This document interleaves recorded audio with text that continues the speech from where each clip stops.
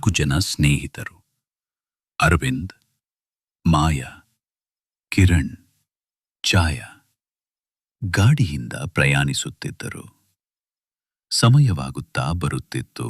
ಅದರಲ್ಲಿ ಮಳೆಯ ಮುಸುಕಿನ ಮಂಜು ಬೀಳುತ್ತಿತ್ತು. ಅವರ ಗಾಡಿಗೆ ಕೊಂಚ ಪೆಟ್ರೋಲ್ ಕಡಿಮೆಯಾದರೂ ಪಕ್ಕದಲ್ಲಿ ಯಾವುದೇ ಹೋಟೆಲ್ ರಿಸಾರ್ಟ್ ಕಾಣಿಸದೆ, ಎಲ್ಲೆಡೆ ಕಾಡು ಬಿಳಿ ಮುಸುಕುವಂತ ಸ್ಥಿತಿಯಲ್ಲಿ ಅವರ ಕಣ್ಣಿಗೆ ದೂರದಲ್ಲಿ ಒಂದು ಬೃಹತ್ ಬಂಗಲೆ ಬಹಳ ಪುರಾತನವಾಗಿತ್ತು. ಬಾಗಿಲು ಹೊಳಪಿಲ್ಲದ ಮರದಿಂದ ಮಾಡಲಾಗಿತ್ತು ಕಾಣಿಸುತ್ತದೆ. ಇಲ್ಲೇ ಇಳಿದು ಇವತ್ತು ಇಲ್ಲೇ ಇರೋಣ ಅಂದ ಕಿರಣ್. ಎಲ್ಲರೂ ಬಂಗಲೆ ಒಳಗೆ ಹೋಗಿ ಸುತ್ತಲೂ ನೋಡಿದರು.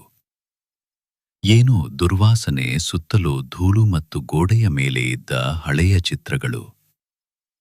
ಆದರೆ ಮುಂದೆ ನೋಡಿದ್ರೆ ಅದೊಂದು ಕೋಣೆ ಮಾತ್ರ ಅತೀ ಸ್ವಚ್ಛವಾಗಿತ್ತು. ಅದರ ಜೊತೆ ಅಲ್ಲಿ ಏನೇನೋ ಪೀಠೋಪಕರಣಗಳು ಇದ್ದವು. ಎಲ್ಲರೂ ಅಲ್ಲಿಯೇ ವಿಶ್ರಾಂತಿ ಪಡೆಯಲು ಮುಂದಾದರು. ರಾತ್ರಿಯ ವೇಳೆ ಛಾಯಾ ಏನೋ ಕೂಗುವ ಶಬ್ದದಿಂದ ಎಚ್ಚರವಾಗುತ್ತಾಳೆ. ಹೊರಗಡೆಯಿಂದ ಏನೋ ಬಿಸಿ ಉಸಿರು ಬರುತ್ತಿತ್ತು. ಅದಕ್ಕೆ ಮಂಚದ ಪಕ್ಕದಲ್ಲಿದ್ದ ಲ್ಯಾಂಪ್ ತೆಗೆದುಕೊಂಡು ಕಿಟಕಿ ಹತ್ತಿರ ಹೋಗಿ ನೋಡುತ್ತಾಳೆ. ಅವಳ ಕಣ್ಣಿಗೆ ಒಂದು ಬಿಳಿ ಶರೀರ, ಒಂದು ಮುಖವಿಲ್ಲ, ಕೆಂಪನೆಯ ಕಣ್ಣಿಂದ ತನ್ನನ್ನೇ ನೋಡುವ ಹಾಗೆ ಕಾಣುತ್ತಿತ್ತು.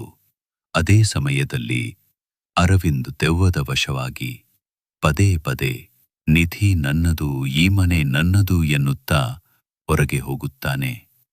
ಛಾಯಾ ಗಾಬರಿಯಾಗಿ ಎಲ್ಲರನ್ನೂ ಎಬ್ಬಿಸುತ್ತಾಳೆ. ಕೆಳಗೆ ಒಂದು ನೋಟು ಬಿದ್ದಿದೆ. ಅದರಲ್ಲಿ ಏನೋ ಬರ್ದಿದೆ ಅಂತ ನೋಡಿದ್ರೆ ನನಗೆಲ್ಲವೂ ಗೊತ್ತಿದೆ. ನಾನು ನಿಧಿಯ ಬಳಿ ಹೋಗುತ್ತಿದ್ದೇನೆ. ಬಂಗಲೆಯ ಬೇಸ್ಮೆಂಟ್ ಭಾಗ 1ರಲ್ಲಿ ಒಂದು ಹಳೆಯ ಲೋಹದ ಬಾಗಿಲು ಮೇಲೆ ಹಳೆಯ ಮಂತ್ರ ಬರಹಗಳು.